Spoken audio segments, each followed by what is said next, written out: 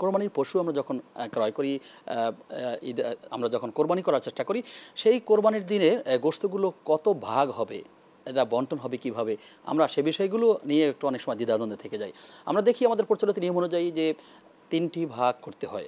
এক্ষেত্রে একটি ভাগ হচ্ছে তার নিজের জন্য রাখা হয়ে থাকে, তার পরিবারের সদস্যদের জন্য। আবার একটি অংশ তার আত্মীয় স্বজনের জন্য রাখা হয়ে থাকে। আরেকটি অংশ গরিব, সাধারণ মানুষ কিংবা ফকির, দরিদ্র, মিসকিন বা প্রতিবেশী বা অন্যদের জন্য রাখা হয়ে থাকে।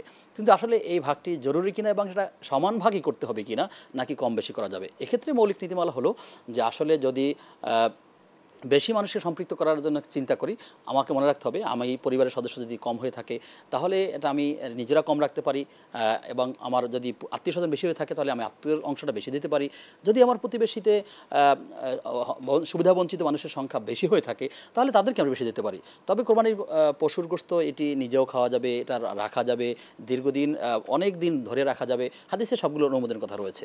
কিন্তু আমরা যে চেষ্টা করি যে আমি যে আল্লাহর জন্য কোরবানিটা করছি, আমার এই কোরবানির সাথে আল্লাহ তাআলার সন্তুষ্ট অর্জন হচ্ছে কিনা, নাকি শুধুমাত্র গোশত খাওয়ার নিয়তে আমরা করছি। সে কারণে আমরা অনেক মানুষ এমন আছে সমাজে দেখা যায়, সে নিয়মিত নামাজ আদায় করছে না, সিয়াম পালন করছে না, পর্দা করছে না, তিনি হালাল হারামের চিন্তা ভাবনা করছে না, কোন পথে তার অর্থ আসতেছে, কোন পথে তার অর্থ ব্যয় হচ্ছে সেটি নিয়ে কোনোভাবেই তিনি জবাবদিহি করছেন না। কিন্তু কোরবানি করা তিনি কোরবানি করেন, খুব রমরমাভাবে করে থাকেন।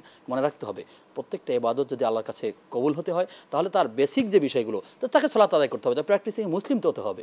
কোরবানি তো একটা পরের বিষয়, কারণ হলো ইসলামের মৌলিক যে 5টি বিষয় অর্থাৎ স্তম্ভ আছে, বনিয়াল ইসলাম আলা খামসিন, শাহাদাত লা ইলাহা ইল্লাল্লাহ ওয়া ইকামিস সালাহ ইতাইজ যাকাত ওয়াল হজ্জ ওয়াস সাওম রমাদান। এই হাদিস কারিমের মধ্যে বলা হয়েছে যে আসলে 5টি স্তম্ভ আছে। সেই 5টি স্তম্ভের মধ্যে সলাতের কথা বলা হয়েছে। যে ব্যক্তি সলাত আদায় করবে না, আর যিনি মুমিন এবং কাফিরের মধ্যে পার্থক্য হচ্ছে সলাত আদায় করা আর সলাত আদায় না করা। আমাদের সমাজের অনেক মানুষকে আমরা দেখতে পাবো যারা কোরবানি করছে অথচ কিন্তু নামাজ আদায় করছে না। তাহলে বুঝতেই আমরা বাকি থাকবে না আসলে যার নামাজ ঠিক নাই তার কোরবানিটা আল্লাহর কাছে কীভাবে পৌঁছাবে। বরং কোরবানি একটা আমল, কিন্তু এটা এমন হবে না যে আসলে আমি অন্য সব কোনো দিন সে রোজাই রাখছে না কিন্তু আবার সে যদি কোরবানি করছে। কোরবানি করার ইবাদত এটা সত্য, কিন্তু আপনাকে মনে রাখতে হবে মৌলিক ইবাদতগুলোতে আমাদেরকে আগে নজর দেওয়ার চেষ্টা করতে হবে। আমরা যদি সেটা না করতে পারি তাহলে আমাদের তো পুরোটাই মিসে হয়ে যাবে।